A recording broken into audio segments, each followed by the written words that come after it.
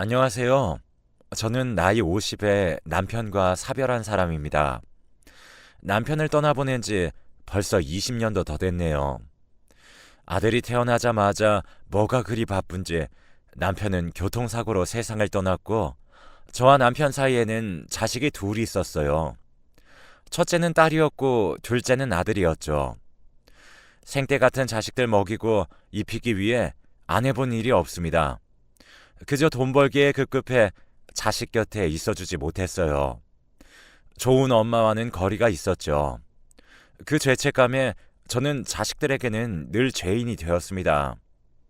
그래도 아들은 매번 아침 저녁으로 엄마 최고를 외쳐주던 심성이 고운 녀석이었어요. 그런 아들이 얼마 전 손주를 하나 낳았습니다. 그런데 그 이후부터 저와 아들 사이는 냉랭해져 갔습니다. 바로 며느리 때문에요. 며느리는 저와는 다르게 많이 배우고 인물도 빼어났습니다. 며느리와 아들을 보고 있으면 한 폭의 그림 같았죠. 그런데 며느리는 제가 썩 마음에 드는 시엄마가 아니었는지 한 번은 아들네와 근사한 곳으로 식사를 하러 갔는데 저도 나름 차려입는다고 입었지만 시장에서 산 옷들을 입고 갔어요. 나름 제 눈에는 비싸 보이는 것들로 골라 입었었죠. 제가 무슨 돈으로 명품 옷들을 사 입었겠습니까? 제 옷을 보고 며느리는 어머, 어머니 옷이 정말 잘 어울리시네요 라고 하길래 예의 있고 예쁜 며느리를 얻은 줄로만 알았습니다. 두 번의 며느리의 통화 내용을 듣기 전까지 말이죠. 식사를 마치고 저는 아들이 차를 가지러 간 사이 화장실에 들렸어요. 그런데 화장실 밖에서 며느리가 친구와 통화하는 것 같았는데 그 통화 내용을 듣고 저는 충격받을 수밖에 없었어요. 아니, 옷도 그렇고 촌스러워서 진짜 기껏 분위기 있는데 왔는데 짜증나 죽겠어. 이런 시어머니라면 차라리 없었으면 좋겠다니까. 쪽팔려서 어디 시어머니 있다고 말하고 다닐 수 있겠니? 며느리의 투정이 선명하게 들렸어요. 저는 화장실 밖으로 나가려던 것을 멈출 수밖에 없었어요. 제가 어떻게 거기다 대고 화를 낼 수 있었겠습니까? 전 화장실 칸에 갇혀 며느리의 통화를 들어야 했고 며느리가 화장실을 나간 이후 한참을 기다렸다가 밖으로 나왔죠. 아들은 왜 이리 늦게 나오냐며 타박하더군요. 그런데 그런 아들을 오히려 며느리가 말리며 나무라는 모습을 보여주더라고요. 그때는 아까 제가 잘못 들은 것인가 생각했습니다. 그리고 다음 날이 되었어요. 제가 일을 쉬는 날이어서 아들네에 손주를 봐주러 갔는데 손주는 이제 막 걸음마를 떼서 정신이 하나도 없었죠. 그래도 귀여운 손주 녀석이니 웃음이 끊이질 않았고 며느리도 어머님 어머님 하며 저에게 사근사근 대해주니 전날 들었던 말은 아무래도 제가 잘못 들었다 확신했습니다. 그러다 중간에 장을 대신 봐주려고 시장을 나서다가 정신도 없었는지 지갑을 안 챙겨 나온 거 있죠? 그래서 다시 아들네 집으로 올라갔는데 급하게 문을 열고 지갑을 챙기러 들어가니 제가 다시 온 줄 모르는 며느리는 안방에서 통화 중이었습니다.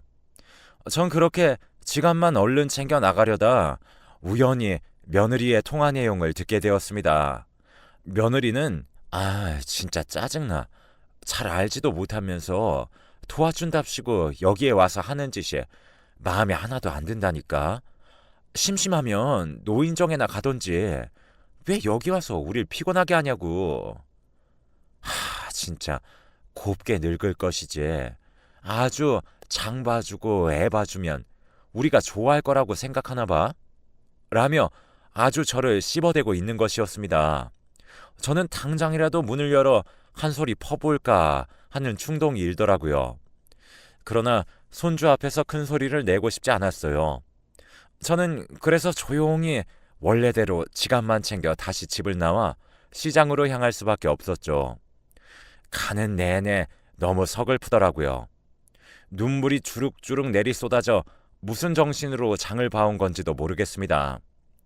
자식에게 해준 거 하나 없으니 큰 소리를 낼 자격도 없는 것 같아 그날 이후로 아들네 집에는 완전히 발길을 끊었습니다. 제가 가지 않으니 며느리는 왜 안 오시냐며 두어 번 연락을 해왔지만 이런저런 핑계들로 가지 않았습니다. 그러다 며느리에게 전화가 와 손주를 한 번만 봐달라고 사정사정을 해서 오랜만에 아들네 집으로 갔고, 며느리는 일하러 나가서 손주와 저 둘이서 집에 있으면서 손주도 돌봐주고 집안일도 두어게 했습니다. 하지만 며느리는 제가 해놓은 것이 영 마음에 들지 않았는지 이건 이렇게 하면 안 된다, 저건 저렇게 해야 한다 하다가 다음부터는 그냥 손주만 봐달라고 하더라고요. 어떻게 손주만 돌봅니까? 애가 밥을 먹기 위해서는 설거지도 해야 하고 옷을 버리면 빨래도 빨아야 하는 게 당연한 것인데, 그렇게 제가 하는 게 마음에 들지 않으면 왜 저를 부른 것인지 싶었고 화가 치밀어 오르더라고요. 그래서 이제 다시는 도와주러 오지도 않을 테니 너 알아서 하거라 라고 말하고 아들네를 나왔어요. 저는 이 이야기를 아는 동생에게 해주며 성을 냈어요. 그런데 아는 동생이 저한테 뜬금없이 남자 만나볼 생각은 없냐고 물어보더군요. 이제는 아들네와 왕래도 잘 하지 않을 거니까 딱히 할 일도 없겠다 싶어서 한번 만나보기로 했습니다. 첫 만남에서는 아는 동생네 부부와 넷이서 오랜만에 술도 마시면서 신나게 놀았어요. 그동안 알게 모르게 쌓였던 스트레스가 풀리는 것 같더라고요. 그리고선 애프터 신청도 받고 종종 만나서 데이트도 즐겼습니다. 그렇게 몇 번을 만나다 보니 저도 호감이 생기고 해서 그냥 살림을 합치는 건 어떠냐는 이야기가 오고 갔죠.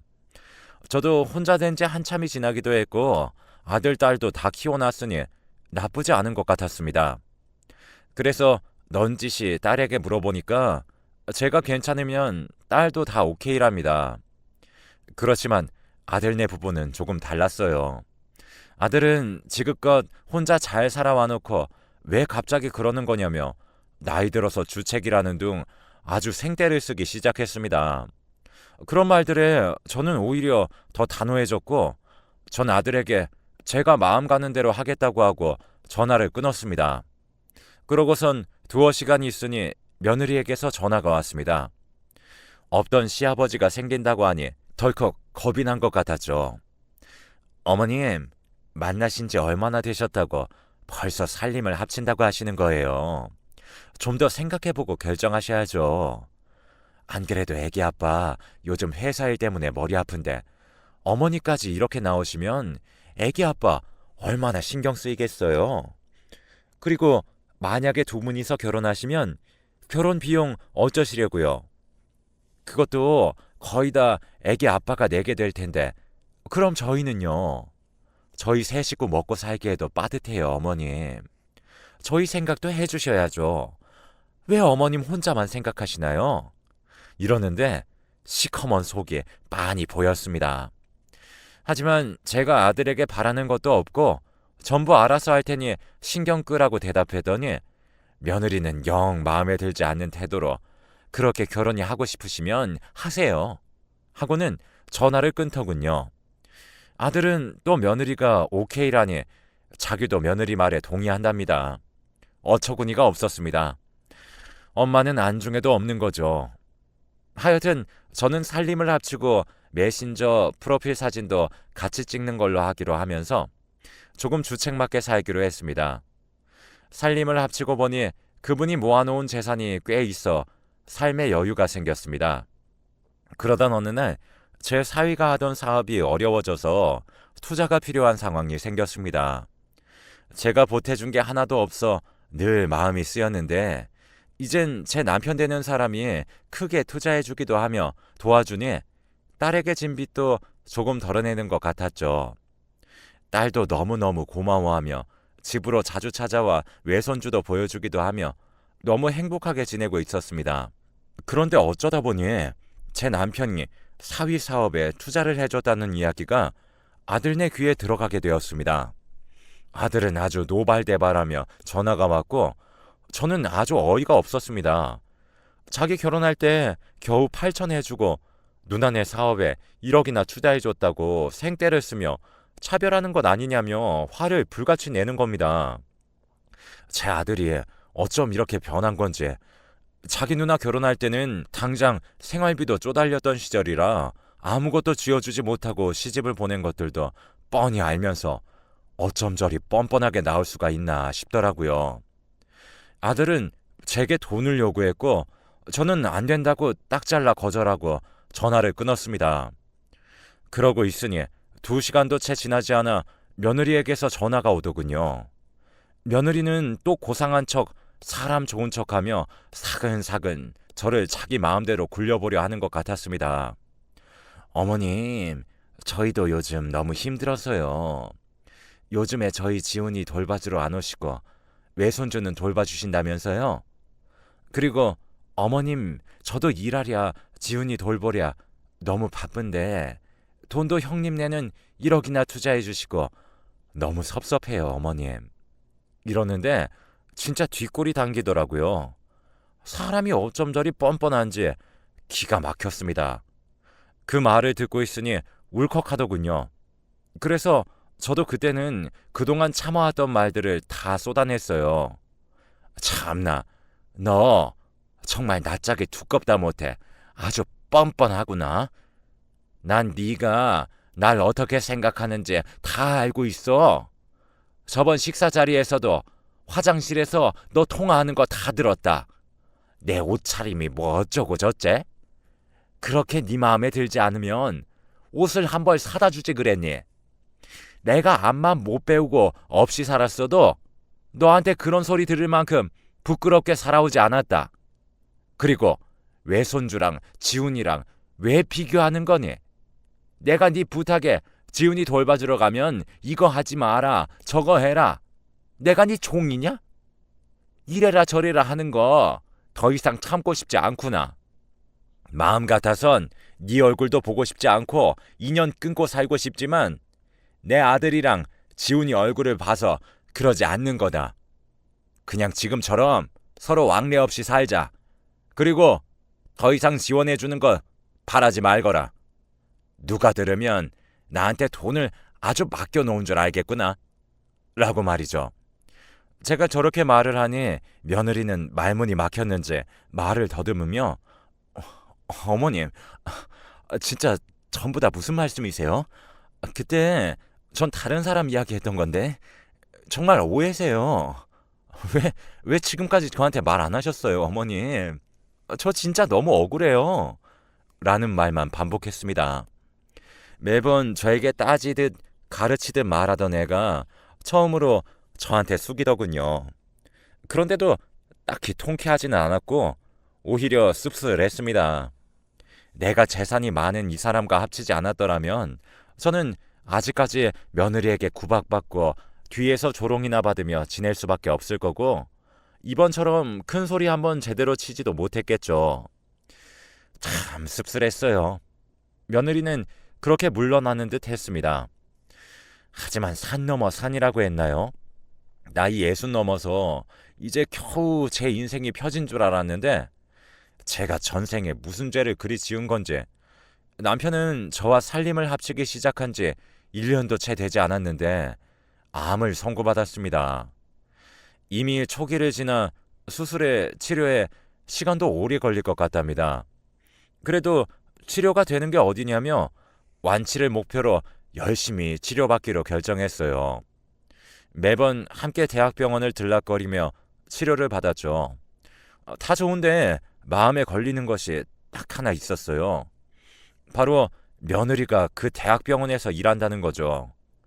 며느리가 일하는 병동은 저희가 다니는 쪽과는 거리가 있기에 마주치지 않게 잘 다니고 있었지만 며느리만 너무 신경 쓰고 다녔었는지 예상치 못한 사람을 만나게 되었습니다. 바로 지금 남편의 전 와이프 되는 사람이었죠. 남편과 함께 병원에서 대기하고 있었는데 전 와이프 쪽에서 먼저 아는 체하며 저희에게 다가왔어요. 제가 뻔히 있는데도 말이죠. 전 와이프는 건강검진을 받고 친한 지인의 병문안을 가는 길이라고 했습니다. 무슨 우연히 이렇게 기가 막히나 하고 잠깐의 해프닝인 줄로만 알았어요. 그런데 참 이상하게도 진료를 받으러 갈 때마다 남편이 전 와이프와 계속해서 마주치더군요. 처음에는 불편한 분위기에 제가 자리를 피하기도 해서 얼굴을 제대로 보지 못해 잘 몰랐지만 계속 마주치다 보니 뭔가 익숙한 얼굴이었습니다. 하지만 누군지 기억이 전혀 나질 않았고 그것과 동시에 매번 이렇게 마주치는 것이 의심스러워지기 시작했습니다. 그러다 한 번은 제가 은행에 볼 일이 있어 먼저 남편을 보내고 뒤늦게 병원으로 들어오다가 전 와이프를 보게 되었습니다. 그 여자는 병원 입구 쪽에서 누군가를 기다리는 것 같아 보였죠. 정신을 차려보니 저도 모르게 몸을 숨기고 그 여자를 훔쳐보는 꼴을 하고 있더라고요. 그런 스스로의 모습에 피식 웃음이 나오며 내가 왜 숨어 있나 싶어서 그냥 빠르게 병원으로 들어가려고 했었습니다. 그런데 그 순간 그 여자가 기다렸던 사람을 만나게 되었는데 저는 그 사람의 얼굴을 보고 놀랄 수밖에 없었습니다. 그 여자가 만난 사람은 제 며느리였고 그 여자와 친밀하게 이야기를 잠시 나누더니 어딘가를 가리키더라고요. 그리고 전 와이프라는 사람이 왜 낯이 익었는지도 생각이 났습니다. 바로 그 전 와이프라는 사람이 제 며느리의 이모 되는 사람이었기 때문입니다. 그렇다면 지금 제 남편은 제 며느리의 전 이모부가 되는 거죠. 물론 며느리는 제가 누구와 만나는지 한 번도 대면해 본 적이 없기 때문에 자신의 이모부인지 모를 것이지만 여전히 전 와이프라는 사람과 며느리가 어떤 말을 주고받았는지는 정확치 않았습니다. 그래서 저는 다음번 치료에서도 일부러 남편을 먼저 보내고 난 뒤에 조금 늦게 병원에 도착했어요. 이전의 장면들이 우연일지도 모르지만 저의 예감이 무언가 이상하다는 것을 알려주고 있었습니다. 그리고 이번에도 저번과 똑같은 자리에 있는 두 사람을 발견했죠. 저는 저번보다 조금 더 가까운 곳에서 몸을 숨기고 있었기에 며느리와 나누는 대화가 잘 들리더군요. 이모, 근데 이모부 치료 잘 되고 있다던데 그럼 보험금은 날아가는 거 아니야? 지금 암 걸린 거 보면 모르겠어?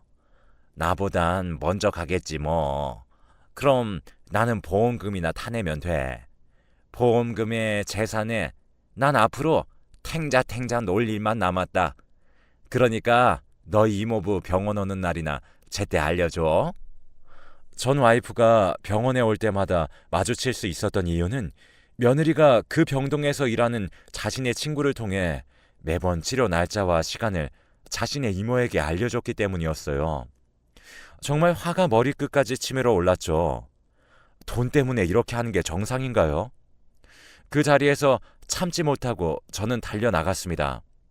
제가 등장하니 전 와이프는 눈에 띄게 당황하는 모양이었고 거기다 며느리가 어머, 어머님이 여기는 어쩐 일이세요? 라고 하더군요. 내가 다 들었어. 지금 환자 기록 빼내서 자기 이모한테 이렇게 유출해도 되는 거니? 그리고 뭐? 보험금? 당신이 뭔데 지금 내 남편 보험금이고 재산이고 탐내는 거야? 소리를 빽 지르며 한껏 쏘아붙이니 며느리는 어벙벙하게 이게 무슨 일이냐는 듯한 표정으로 자신의 이모와 저를 번갈아 쳐다보았습니다.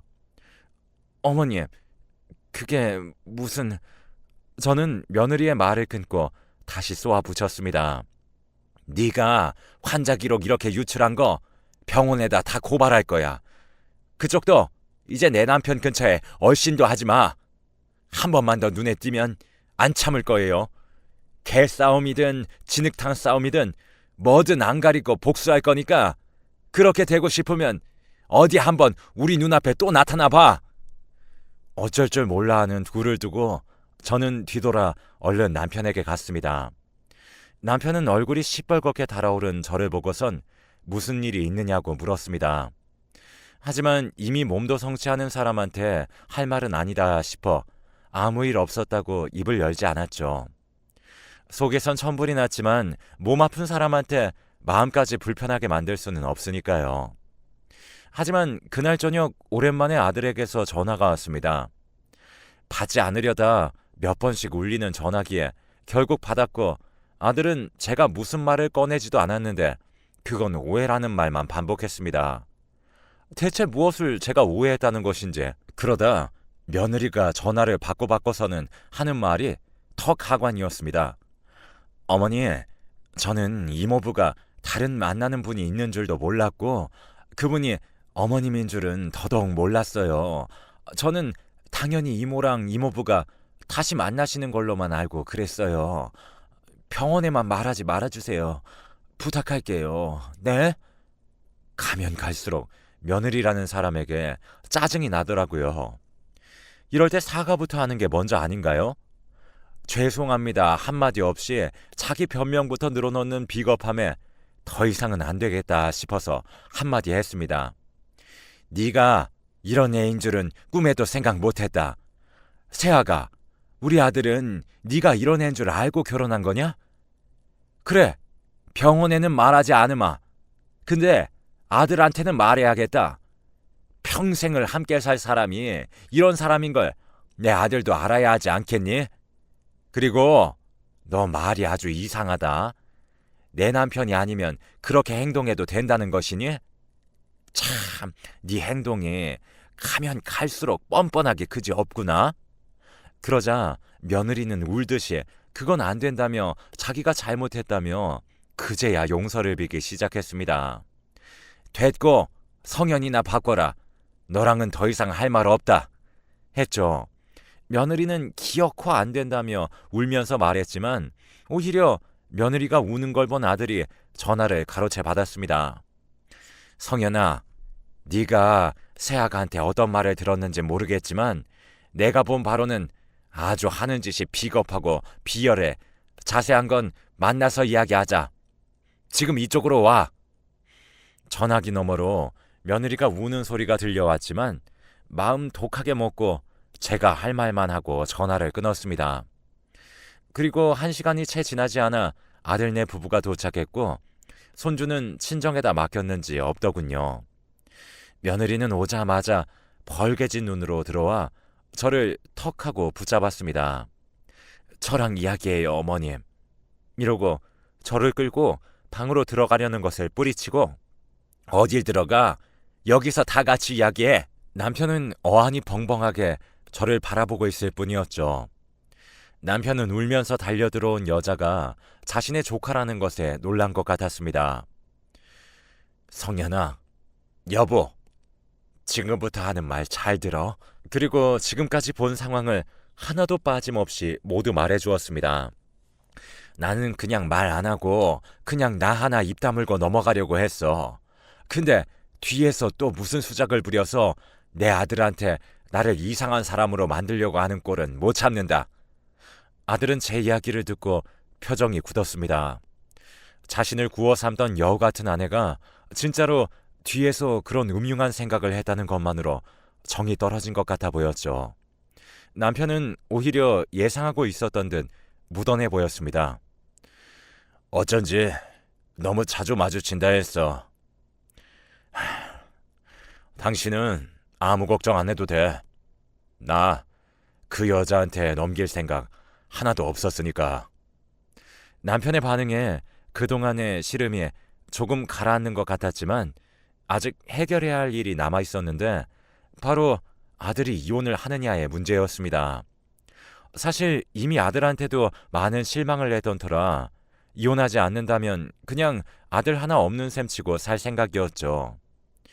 그동안 며느리에게 홀려 엄마의 말은 듣지도 않던 녀석이 정신을 차린 듯 했지만 손주가 있으니 그리 쉽게 결정할 수 있는 문제도 아니었습니다. 일단 아들네 부부는 집으로 돌아갔습니다. 이전과는 다르게 아주 냉랭한 분위기로요. 아들네가 돌아간 후 집은 어색한 분위기가 감돌았습니다.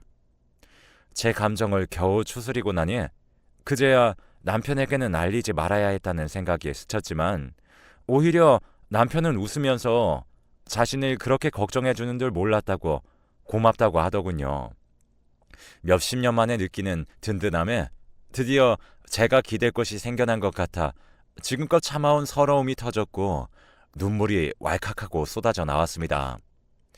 지금까지 두 남매의 엄마로 살아오며 누군가에게 도움을 청하지도 못해 늘 홀로 버텨내야 했는데 이런 저에게 이제는 자신에게 기대라고 말해주는 사람이 생겼습니다. 한참을 울며 웃으며 밤새도록 그 사람과 살아온 이야기를 나누었어요. 그랬더니 그동안 억눌러 온 감정들이 모두 풀어진 것 같았습니다. 그리고 그날 이후 연락이 없던 아들도 일주일 만에 연락이 왔어요. 그렇게 진료하던 아들의 표정이 생생한데 아들은 이혼은 하지 않겠다고 하더군요. 대신에 며느리는 제 눈앞에 얼씬도 하지 않게 하겠다고 하더라고요. 아들은 자신이 아버지 없이 자라온 아픔을 뼈저리게 알고 있는데 자신의 아이에게마저도 그 아픔을 물려주고 싶지는 않는다고 합니다. 아들의 입장도 이해가 가니 그냥 그러라고 했습니다. 제가 대신 살아줄 인생도 아니고 이제 자신의 일은 스스로 해야 하는 나이니까요.